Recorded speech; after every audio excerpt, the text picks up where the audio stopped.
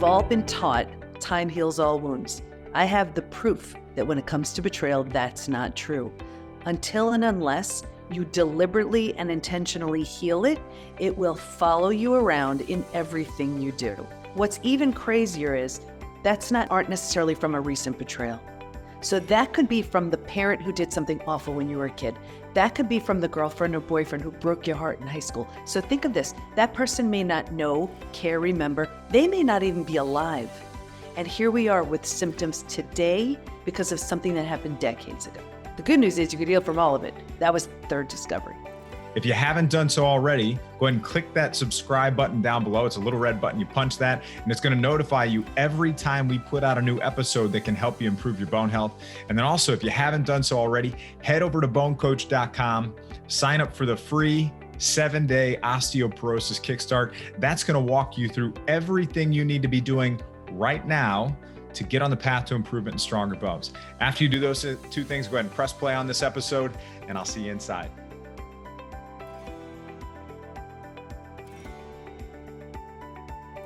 Welcome to this episode of the BoneCoach Show. Joining us today to explore betrayal and its impact on your health and your bones is Dr. Debi Silber. Dr. Debi Silber is the founder of the PBT, Post Betrayal Transformation Institute, and is a holistic psychologist, a health, mindset, and personal development expert, and is a two-time #1 international best-selling author. Her podcast, From Betrayal to Breakthrough, is also globally ranked within the top 1.5% of podcasts. A recent PhD study on how we experience betrayal made 3 groundbreaking discoveries that changes how long it takes to heal.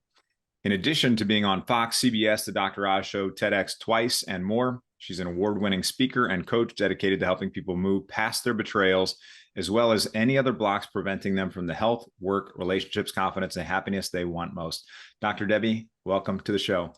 Thanks so much. Looking forward to our conversation. Well, let's talk about betrayal and how you even got interested in betrayal in the first place and why this became such an important topic to you, where you've really gone on to help all these different people with working through this.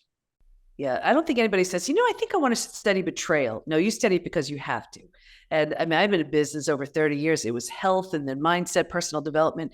And then I had a really painful betrayal from my family. Thought I did everything I needed to do to heal from that. And then it happened again a few years later. This time it was my husband.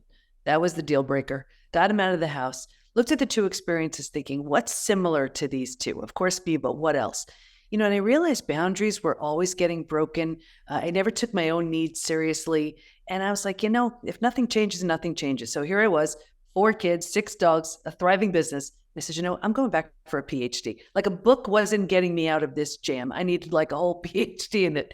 And it was time for a study. So I studied betrayal. What holds us back, what helps us heal, and what happens to us physically, mentally, and emotionally when the people closest to us lie, cheat, and deceive. I was honestly just trying to heal, but that study led to 3 groundbreaking discoveries, which changed my health, my family, my work, my life. And what were the discoveries that you made during your study? Yeah. The first one was, originally I was studying betrayal and post-traumatic growth. And I look at post-traumatic growth as kind of like the upside of trauma, how any trauma, disease, death of a loved one, natural disaster, gives you a new awareness, perspective, insight you didn't have. Like maybe you lose someone you love and you realize, life is short, right? But I had been through death of a loved one and I'd been through disease and I was like, betrayal feels different for me. I didn't want to assume it was the same for everyone. So I asked them, if you've been through other traumas besides betrayal, is it different for you? Unanimously, they said, oh my gosh, it's so different. And here's why. Because it feels so intentional, we take it so personally. So the entire self gets shattered. Rejection, abandonment, belonging, confidence, worthiness, trust. So not only is the invitation after betrayal to rebuild your life, you also need to rebuild yourself. So I coined a new term, post-betrayal transformation, it's like post-traumatic growth plus rebuilding yourself equals what you get on the other end of all that. So that was the first discovery, that betrayal is a different type of trauma. You don't, like with, let's say, death of a loved one, you don't question the relationship. You don't question your ability to trust. You don't question your sanity. With betrayal, you do. It's very different. Yeah, that's really interesting. And then any other discoveries that came out of that as well? That was the first one. So the second one was that there's actually a collection of symptoms, physical, mental, and emotional, so common to betrayal, it's now known as post betrayal syndrome. And, we've had over 95,000 people take our post betrayal syndrome quiz to see to what extent they're struggling. And a few things about that. First, we've all been taught time heals all wounds. I have the proof that when it comes to betrayal, that's not true. Until and unless you deliberately and intentionally heal it, it will follow you around in everything you do. And every so often, I pull the stats from the quiz to see where people land. I'm happy to share some if you want to hear it. Yeah, please do. Okay, Kevin, because that would be really awkward if you said no. Okay, so imagine 95,000 people, men, women, just about every country's represented. 78% constantly revisit their experience. 81% feel a loss of personal power. 80% are hypervigilant. 94% deal with painful triggers, and those triggers can take you right down. These are the most common physical symptoms. 71% have low energy. 68% have sleep issues. 63% have extreme fatigue. Your adrenals have tanked. 47% have weight changes. So in the beginning, maybe they can't hold food down. Later on, they're using food for comfort. They're emotionally eating. 45% have a digestive issue, and that could be anything. Crohn's, IBS, diverticulitis, you name it. The most common mental symptoms, 78% are overwhelmed, 68% can't focus, 62% can't concentrate. So imagine you can't concentrate, you're exhausted, you have a gut issue, you still have to raise your kids, right? You still have to go to work. That's not even the emotional issues. Emotionally, 88% experience extreme sadness. 83% are very angry, and you can bounce back and forth between those two emotions all day long. It's exhausting. 80% have anxiety, just a few more. This one killed me. 84% have an inability to trust. 67% prevent themselves from forming deep relationships because they're afraid of being hurt again. 82% find it hard to move forward. 90% want to move forward, but they don't know how. And as staggering as those numbers are, what's even crazier is those numbers aren't necessarily from a recent betrayal. So that could be from the parent who did something awful when you were a kid. That could be from the girlfriend or boyfriend who broke your heart in high school. So think of this. That person may not know, care, remember. They may not even be alive. And here we are with symptoms today because of something that happened decades ago. The good news is you could heal from all of it. That was the third discovery. Yeah, that's so important. I'm sure there are people that are in those percentages right now listening to this and saying, gosh, I feel that. I feel it every day. I'm sure there are situations where maybe the person has had the betrayal happen to them, but are so far removed from it that maybe it's not the person that they're thinking about or that specific situation, but maybe they've internalized it enough to where those symptoms still show up. You just set me up so perfectly for the third discovery, because that's exactly what happens. And what was discovered was, while we can stay stuck for years, decades, a lifetime, and so many people do, if we're going to fully heal, and by fully heal, I mean those symptoms of post-betrayal syndrome, like I just shared, to this completely rebuilt place called post-betrayal transformation, we're going to go through 5 proven predictable stages. And what's even more exciting about that is we know what happens physically, mentally, and emotionally at every stage. And we know what it takes to move from one stage to the next. Healing is entirely predictable. And happy to share the stages, and you will see exactly where that shows up, just what you talked about. Yeah, let's walk through each of those stages, please. Sure. So stage 1 is before it happens. And if you can imagine 4 legs of a table, the 4 legs being physical, mental, emotional, and spiritual. What I saw from everybody, me too, was a heavy lean on the physical and the mental thinking and doing, because we're really good at that, and kind of neglecting or ignoring the emotional and the spiritual feeling and being. Well, the table only has 2 legs. It's easy for the table to topple over, right? That's us. Stage 2, shock, trauma, D-Day, discovery day, the scariest of all of the stages. And this is the breakdown of the body, the mind, and the worldview. This is where you've just gotten the news that forever changes your life. And right here, you've ignited the stress response. You're now headed for every single stress-related symptom, illness, condition, disease. Your mind is in a complete state of chaos and overwhelm. You cannot wrap your mind around what you just learned. Makes no sense. And your worldview has just been shattered. Your worldview is your mental model. Trust this person. These are the rules. This is how life works. And in one earth-shattering moment, every rule you've been holding to be real and true is no longer. The bottom has bottomed out on you, and a new bottom hasn't been formed yet. It's terrifying. But think about it. If the bottom were to bottom out on you, what would you do? You'd grab hold of anything or anyone in order to stay safe and stay alive. And that's stage 3. Survival instincts emerge. It's the most practical out of all of the stages. If you can't help me, get out of my way. How do I survive this? Like, where do I go? Who can I trust? Here's the trap, though. Stage 3, by far, is the most common place that people get stuck. I would imagine many people in your community are stuck in stage 3. Here's why. Once we've figured out how to survive our experience, because it feels so much better than the shock and trauma of where we just came from, we're like, okay, we think it's good.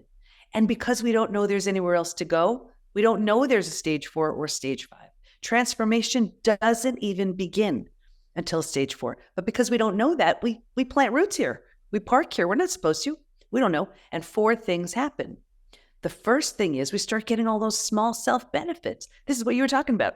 We get our story. We love our story. We get to be right. We get sympathy from everyone we tell our story to. And when we're not getting much else, we take it. Feels good. So we plant deeper roots. And now because we're here longer than we should be, the mind starts doing things like, maybe you're not all that great. Maybe you deserved it. Maybe this, maybe that. So we plant deeper roots. Now, because these are the thoughts we're thinking, well, this is the energy we're putting out. Like energy attracts like energy. So now we start attracting people and circumstances and relationships to confirm, yep, this is where you belong. This is where we'll join that lame support group and we'll actually sabotage our healing because we don't want to outgrow our people. This is where we'll be healing, but we will sabotage our healing because we don't want to outgrow our betrayer. It gets worse, but I'll get you out of here. Because it feels so bad, but we don't know there's anywhere else to go, right here, this is the place where we start numbing, avoiding, and distracting. So right here, we start using food, drugs, alcohol, work, TV, whatever, to numb, avoid, and distract. So think about it. We do it for a day, a week, a month. Now it's a habit. A year, 10 years, 20 years. Kevin, I can see someone 20 years out and say that emotional eating you're doing or that numbing in front of the TV. Do you think that has anything to do with your betrayal? And they would look at me like I'm crazy. They would say it happened 20 years ago. This is exactly what you were talking about. All they did was put themselves in stage 3 and stay there. Does that make sense? Absolutely makes sense. Absolutely makes sense. Yeah. And that's where all those symptoms are. And then we spend all of our time suppressing and medicating the symptoms. It's like, here's the root of the betrayal. And think about it. The weight issues, the thyroid issues, the adrenal issues, the pain, the weight, whatever it is, sleep issues, so we start dealing with all of the symptoms and the root cause has never been dealt with. When we deal with this all goes away. Anyway, so if you're willingness is a big word right here, to let go of the story, everything you get along with it, grieve, mourn the loss, you move to stage 4. Stage 4 is finding and adjusting to a new normal. So here's where you acknowledge, I can't undo what happened, but I control what I do with it. In that decision, you're turning down the stress response. So you're not healing just yet, but you stopped the massive damage you've been creating in stages 2 and stage 3. Stage 4 feels like if you've ever moved. Like if you've ever moved to a new house, office, condo, whatever, like all your stuff is in there, it's not quite cozy. I'd be like, okay, we got this. Stage 4 feels like that. But think about it. If you were to move, you don't take everything with you, right? You don't take those things that don't represent who you want to be in your new space. And it's so interesting because as people move from stage 3 to stage 4, if your friends weren't there for you, you've outgrown them right here. That lame support group, you're done. That betrayer who isn't changing, You're done. And people ask me, they're like, what the heck? I've had these friends like 10, 20, 30 years. Is it me? Yeah, it is. You're undergoing a transformation. And if they don't rise, they don't come along. When you've settled into this new space, you've made it mentally home, you move into stage 5, most beautiful stage. And this is healing, rebirth, and a new worldview. The body starts to heal. Self-love, self-care, eating well, exercise. You didn't have the bandwidth for that earlier. Now you do. The mind is healing. You're making all kinds of new rules and new boundaries based on the road you just traveled. Even new worldview based on everything you see so clearly now. And the 4 legs of the table, in the beginning, it was all about physical and mental. By this point, we're solidly grounded because we're focused on the emotional and the spiritual too. Those are the 5 stages. Hey, it's Bone Coach Kevin Ellis. I want to take one more minute to talk about if you are somebody who was newly diagnosed with osteopenia or osteoporosis, and you're at a point where you're stressed, you're worried, you're overwhelmed, you have no idea where to start or how to get started getting confident in your plan. I want to tell you about the Stronger Bone Solution Program. Over 5,000 people have come through this Stronger Bone Solution Program, and it walks you through the exact process you need to fill in the missing pieces, uncover critical things in your plan that you may not be aware of, and help you make modifications, adjustments, and tweaks to get you to the place where you're building stronger bones. I want you to get confident in your plan so that you can focus on living life and enjoying the life that you deserve with the people you love most. So if that's where you want to be, head over to bonecoach.com/apply and apply for our Stronger Bone Solution Program right now. I'm Bone Coach Kevin Ellis. I want to see you inside this program. I want to help you get on the path to improvement and stronger bones. Hope to see you inside very soon. Let's get back to the episode. I think what's really important is how important the people that are around you are in this process too. You mentioned support groups, and who are the people that you're actually interacting with? Are they feeding those thoughts and feeding the feelings and things like that you've had in the past? And you all take comfort in that together, staying in that, stuck in that place? Or are they people that are actually helping you move forward, that are accepting the new version of you that you want to be, that's already healed and moved past that? It's such a big point. And I'll tell you, we have so many people coming into the PBT Institute with therapy trauma. And I'm not even talking about the support groups now. People think that, well, the solution after I've been betrayed is, let me see a therapist, let me see a couples counselor. If that person isn't highly skilled in betrayal, nothing glues you to stage 3 more than unpacking your story, just unpacking it and unpacking it without a deliberate and intentional way to move forward. So people go to, let's say, a therapist for a betrayal. And listen, I'm a psychologist, but I'm a coach first. And I see it all the time where, yes, they feel revalidated. They're also re-traumatized. They're also re-triggered. They feel better for like 5 minutes, but they haven't moved an inch closer to the next stage. So it actually helps keep them just right in that stage 3. And you may have already touched on this, and I may have missed this, but is part of this process end up being that, you know, the person who was the betrayer, if they're still alive or present, or the person who helped, you know, bring this situation about, is there some kind of process where you and that person get on the same page, make good, have some kind of reconciliation? You know, we teach how to know if it's safe and in your best interest to heal and rebuild and heal and move on. Because here's the thing, there are some betrayers where it is the biggest light bulb moment for them as well. And it gives them an opportunity to completely change and become someone they're proud of. When that's the case, you have something to work with there. You don't have to, but if you want to. And this way, you know, you realize that healing is always a choice, whether you, and just to close the loop on my story, whether you heal yourself and move along. That's what I did with my family. It wasn't an option to rebuild with them. Nobody was changing, taking any responsibility. So your only option is to move on. Or if the situation lends itself, if you're willing, if you want to, you rebuild something from the ground up new with the person who hurt you.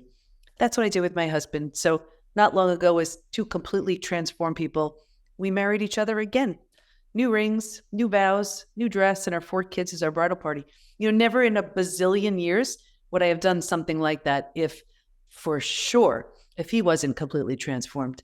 And me too. You know, betrayal will show you who someone truly is, but it also absolutely can wake them up to you know, who they temporarily became. And then you have something to work with. But people are so afraid of the death and destruction of the old. That's the only way to birth the new. Look, that was the end of my marriage. That was it.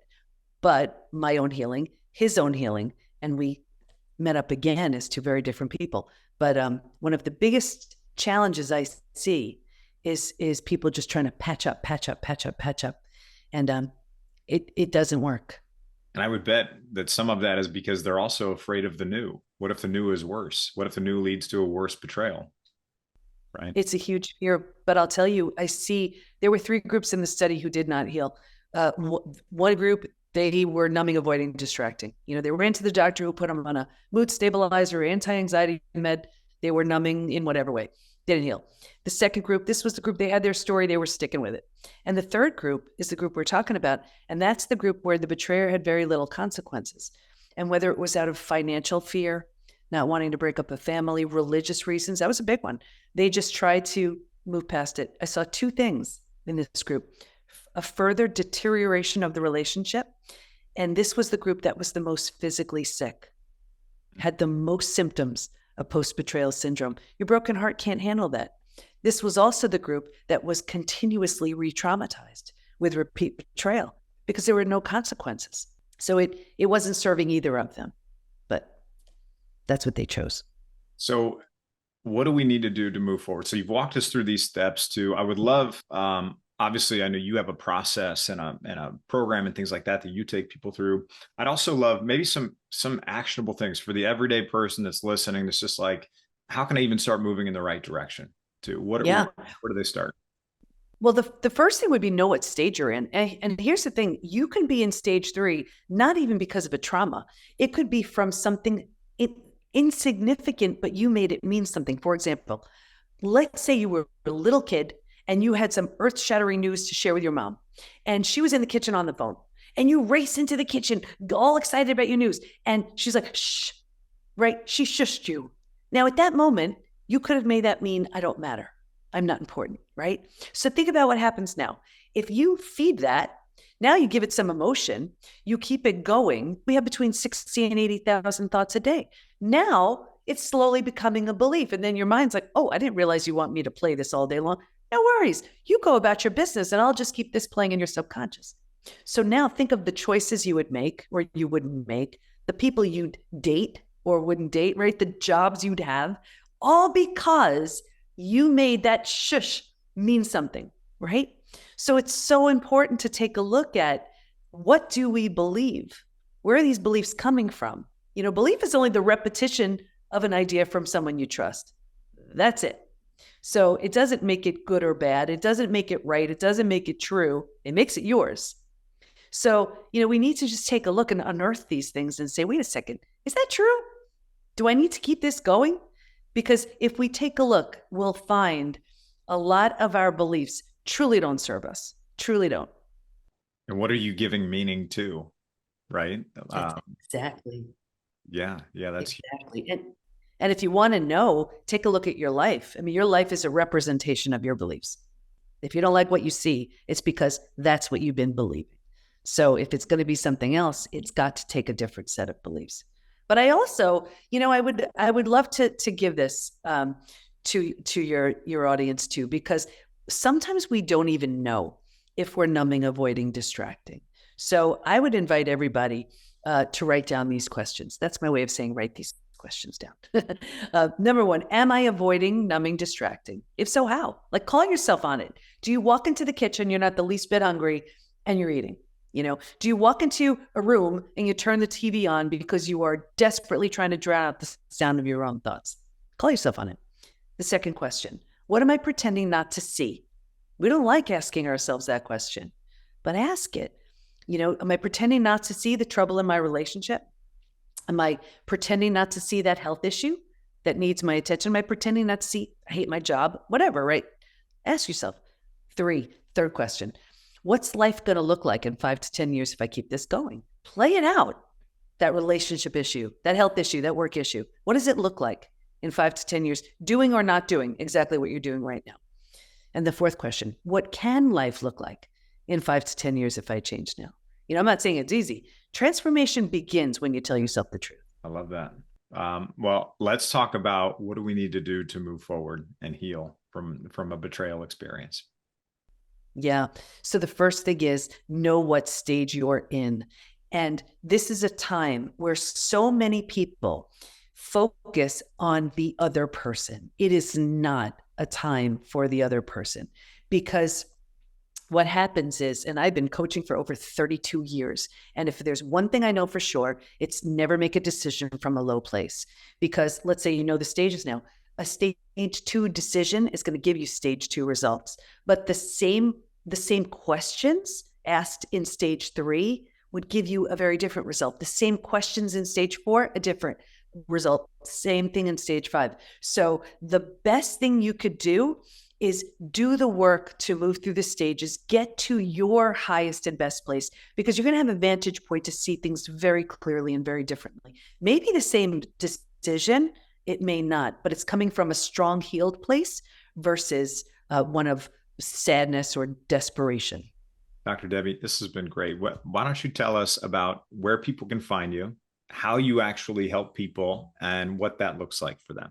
Yeah, sure. Thank you. So everything is within the PBT. The PBT is in Post Betrayal Transformation Institute.com.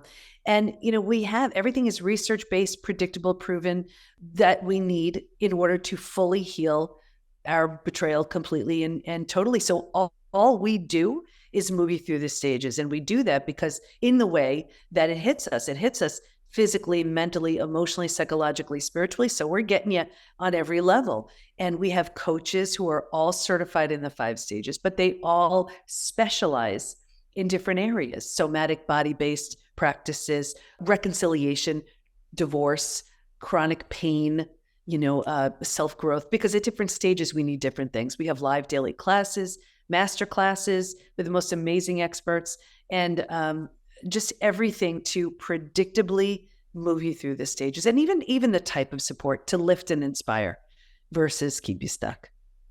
That's fantastic. Well, for everybody listening, I hope you learned a lot. I know I learned a lot in this interview, and you can find all of the resources, show notes, everything mentioned today over at BoneCoach.com.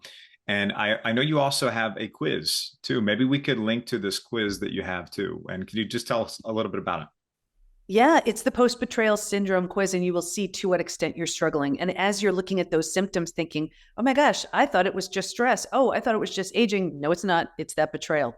And it may not even be because of your most recent experience. There could be something that needs to be healed from a way back. So it'll show you exactly what you're still struggling with, and then, of course, what you can do about it. Awesome. Dr. Debi Silber, thank you so much. And for everybody listening, we'll see you in the next episode. Hey, it's Bone Coach Kevin Ellis. Hope you found that episode helpful and that you enjoyed it. Just one last reminder, if you haven't done so already, head over to BoneCoach.com, sign up for your free 7-day osteoporosis kickstart. It's going to tell you everything you need to do to start getting on the path to improvement. Hope you found this helpful. I'm your Bone Coach Kevin Ellis. I'll see you soon.